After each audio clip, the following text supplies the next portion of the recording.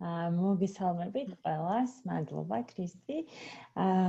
მე წარმოგიდგენთ პროექტის პრეზენტაციას, რომლის ფარგლებშიც განხორციელდა ეს კვლევა. ზურა ახსენა ქრისტიმ, რომ არის ამ პროექტის მენეჯერი, თუმცა უნდა ვთქვა, რომ მისი შექმნილია ეს პროექტი, სულისჩამდგმელი არის ამ იდეის. და განსაკუთრებულად უყვარს კიდევ ეს იდეა, რაც ძალიან მნიშვნელოვანია თვითონ ამ საქმისათვის, რა თქმა უნდა. ჩემთან ერთად ზურაც აქ არის, როგორც ნახეთ და პროექტის შემდგომ თუ რამე კითხვები გექნებათ პროექტთან დაკავშირებით, სიამოვნებით ორივე გიპასუხებთ ამ თემატიკასთან მიმართებაში. ინფორმაცია პროექტის შესახებ. პროექტის სახელწოდება არის უფლებებზე დაფუძნებული სოციალური მომსახურების განვითარება შეზღუდული შესაძლებლობის მქონე პირების და ხანდაზმულებისათვის. პროექტი არის 3 წლიანი. პროექტი დაიწყეთ 2019 წლის დეკემბერში და დამთავრდება 2022 წლის დეკემბერში.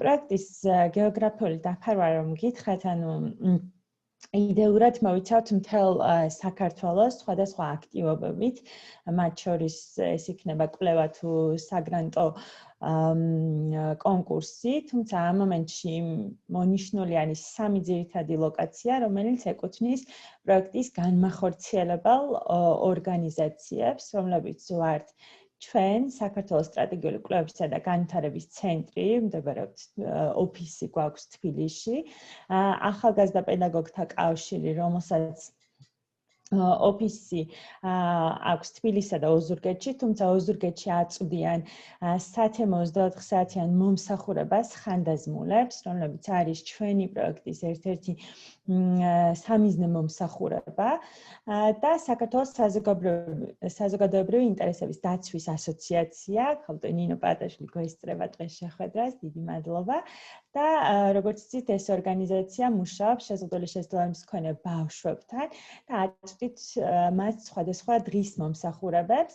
ჩვენ პროექტში ძირითადად აქცენტი გვაქვს დღის ცენტრის მომსახურებაზე და ორგანიზაცია მუშაობს კახეთის რეგიონში და ძირითადი ოფისი აქვს თელავში.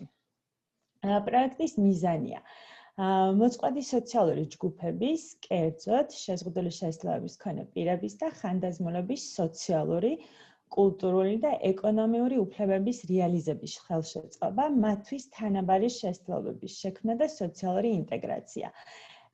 ეს საკმაოდ ფართო თემაა, თუმცა ამ უფლებების და ამ ნაწილის რეალიზება წარმოგვიდგენია პროექტის ფარგლებში სოციალური მომსახურებების განვითარებით, რომ ამ მომსახურებებმა შეძლონ მომსახურების მიწოდებისას ამ უფლებების დაცვა და რეალიზაცია. პროექტს აქვს 2 ძირითადი ამოცანა. პირველი არის ზუსტად სოციალური მომსახურების მიმწოდებელ ორგანიზაციებში შეზღუდული შესაძლებლობის მქონე პირებისა და ხანდაზმულებისთვის ადამიანის უფლებებზე დაფუძნებული მომსახურების გაწევის შესაძლებლობების განვითარება. რას გულისხმობს ზოგადად ადამიანის უფლებებზე დაფუძნებული მომსახურება? ამაზე ვცვლად ცოტა მეც ვისაუბრებ და მე ზურას მთელი პრეზენტაცია აქვს ამასთან დაკავშირებით და უფრო ნათლად შევეცდებით წარმოვადგინოთ, რაზე გვაქვს საუბარი.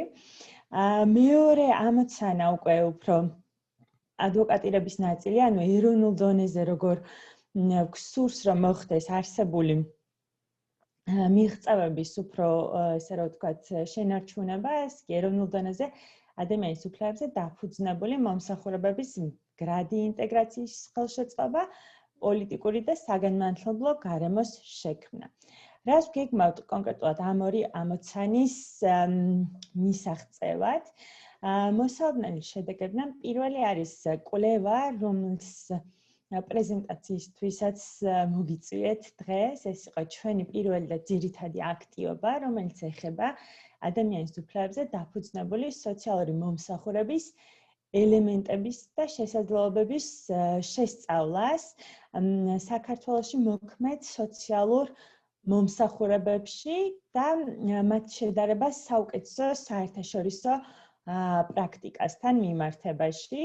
კვლევა 2 კომპონენტისგან შედგებოდა, იყო სამაგიდე კვლევა, რომელიც დავაფუძნეთ ორი ძირითად ორი ქვეყნის უფლებებზე ორიენტირებულ სოციალურ მომსახურების საუკეთესო მაგალითებს და მეორე არის საველე ნაწილი, რომელიც განხორციელდა საქართველოში და მოვიცავით საქართველოს ყველა რეგიონი.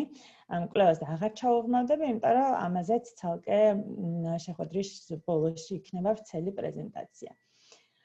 რაც შეეხება ადგილობრივი სოციალური მომსახურებების მოდელების ინიციირება და პილოტირება. ამოცანის კუთხით გითხარით, რომ ჩვენი ერთ-ერთი მიზანია თვითონ სოციალური მომსახურებების განვითარება და რეალურად ჩვენ პარტნიორებთან ერთად პირველ რიგში ჩვენ თვითონ ვცდილობთ მოვახდინოთ ორგანიზაციებში უფლებებზე დაფუძნებული მიდგომის ინტეგრირება, რაც მოიცავს შიდა რეგულაციებისა და პროცედურების ადაპტირებას. ჩვენს ორ პარტნიორში ეს არის ახალგაზრდა პედაგოგთა კავშირი და საქართველოს საზოგადოებრივი ინტერესების დაცვის ასოციაცია. ამ ორ პარტნიორ ორგანიზაციაში განხორციელდება ამ მომსახურების პილოტირება და დოკუმენტირება და უკვე შემდგომ ჩვენი პროექტის ფარგლებში სხვა აქტივობებშიც შეგვეძლება გაგიზიაროთ უკვე გამოცდილება, თქვათ როგორ წარიმართა ეს პილოტირების პროცესი, რამდენად წარმატებული იყო და თქვათ ვნახოთ პროგრესი როგორი იქნება ამასთან მიმართებაში. ამჟამად გეტყვით, რომ მუშავდება მულტიდისციპლინარული გუნდის გზამკვლევი, რომელიც საკმაოდ ისეთი კომპლექსური სამუშაო აღმოჩნდა და ზოგადად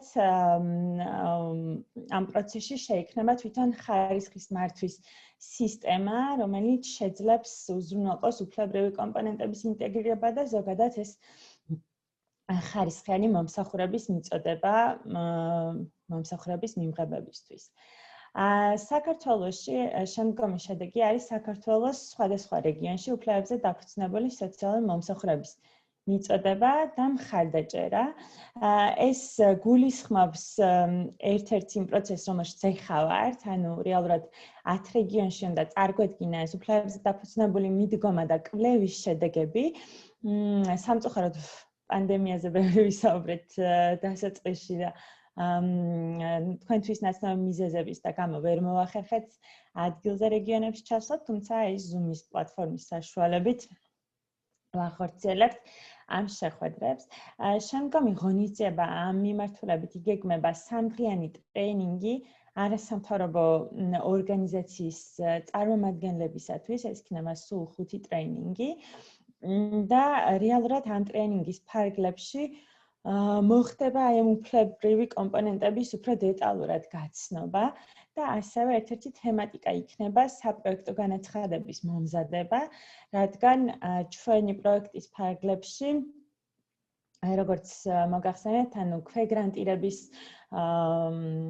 ქვეგრანტირების აქტივობაც გვაქვს, შესაბამისად გამოაცხადებთ ღია კონკურსს ქვეგრანტირებისათვის, თუმცა ეს არ იგულისხმება ახალი სოციალური მომსახურების შექმნა, არამედ უკვე არსებული სოციალური მომსახურებებში უფლებრივი კომპონენტების ინტეგრირება იქნება ამ ქვეგრანტირების მიზანი და სწორედ აი ამ წინარე ტრეინინგი იქნება აი ამის კარგი შესაძლებლობა, რომ მოხდეს, თქვათ, კარგად გარკვევა რა არის უფლებებზე ორიენტირებული სოციალური მომსახურება და როგორ შეიძლება ვთქვათ ამას პროექტის სახე მიეცეს და ეს უფრო გავუადვილებთ შემდგომ საგრანტო კონკურსზე, ვისაც ექნება სურვილი, რომ შემოიტანოს განაცხადი. ტრეინინგთან დაკავშირებითაც ასევე საჯაროდ გამოვაქვეყნებთ და მსურველ ორგანიზაციებს შეეძლებათ დარეგისტრირება და თქვენს შეავსეთ უკვე ჩვენი სარეგისტრაციო ფორმა და ნებისმიერ ამ მსგავს ინფორმაციას პირადად იმეილებზეც აუცილებლად დავაგზავნით ხოლმე გამოქვეყნების შემდგომ. ადამიანის უფლებებზე დაფუძნებული შშმ პირებზე და ხანდაზმულებზე ფოკუსირებული სოციალური მომსახურების მოდელების ხელშეწყობა ეროვნულ დონეზე. ეს მეორე ამოცანის ფარგლებში იგეგმება ეს შედეგი და აქტივობები ერთი რაც არის გათვალისწინებული პროექტით არის უფლებებზე დაფუძნებული სოციალური მომსახურების სტანდარტის განვითარება ხანდაზმულების და შშმ პირებისთვის. აქ არ იგულისხმება მინიმალური სტანდარტი, რაც აქვს ჯანდაცვის სამინისტროს, არამედ არის უფრო უფლებრივი კომპონენტების გათვალისწინებით სტანდარტი და იმ კვლევის შედეგებზე დააყრდნობით, რაც დღეს წარგიდგენთ.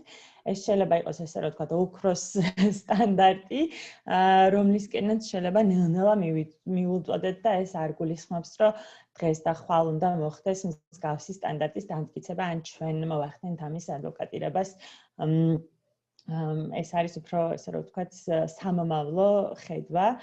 მრგვალი მაგიდის ფორმატით შევხვდებით გადაწყვეტილების მიღებ პირებს და ასევე არასამთავრობო ორგანიზაციებს. მოხდება კვლევის პრეზენტაცია და აი ამ სტანდარტებთან და სხვა მნიშვნელოვანი საკითხების განხილვა და პროექტის ბოლოს გვექნება ეროვნული კონფერენცია, სადაც მოხდება სოციალური მომსახურების შედეგების წარდგენა და რეალურად ხელშეწყობისათვის შემდგომი აქტივობების განხილვა. შემდგომი მოსალოდნელი შედეგი არის უფლებებზე დაფუძნებული მიდგომის შესახებ საგანმანათლებლო მასალის განვითარება და ინტეგრირება სოციალური მუშაობის აკადემიურ პროგრამაში. ვინაიდან სოციალური მუშაობა არის ერთ-ერთი მნიშვნელოვანი პროფესია ჩვენს ბენეფიციარების კეთილდღეობასა და უფლებრივი კომპონენტების რეალიზაციაში დასახმარებლად, სოციალური მუშაობა, სოციალური მუშაკების ესე რომ ვთქვათ, განათლება არის ჩვენი პროექტის ერთ-ერთი მიზანი და მოხდება უფლებებზე დაფუძნებული მასალების ინტეგრირება სამსაგანში, უნივერსიტეტში და ასევე სოციალური მუშაობის მიმართულებით თქვენთვის ალბათ ცნობილია 2018 წელს დამტკიცა კანონი სოციალური მუშაობის შესახებ, რომლის აღსრულების სამოქმედო გეგმაც გაწერილია 2025 წლამდე და ჩვენი პროექტის ფარგლებში განხორციელდება ამ კანონის სამოქმედო გეგმის აღსრულების მონიტორინგი ყოველწლიურად და ეს პირდაპირ გრანტირების ესე რომ ვთქვათ სქემით მუშაობს და სოციალურ მუშაკთა გაერთიანება, ორგანიზაცია სოციალურ მუშაკთა გაერთიანება განახორციელებს ზუსტად აი ამ მიმდინარე პროცესების კვლევას და წარმოადგენს უკვე ქვეგრანტირების საშუალებით აი ამ ესე რომ ვთქვათ ანგარიშს და ანგარიშს მოყვება ასევე მცირე კამპანია აი ამ თემის აქტუალიზაციის მიზნით. ასევე და ჩვენ ასევე სოციალურ მუშაკთა გაერთიანება არის ახალბედა ორგანიზაცია, რომელიც მუშაობს სოციალურ მუშაკთა შრომით უფლებებზე.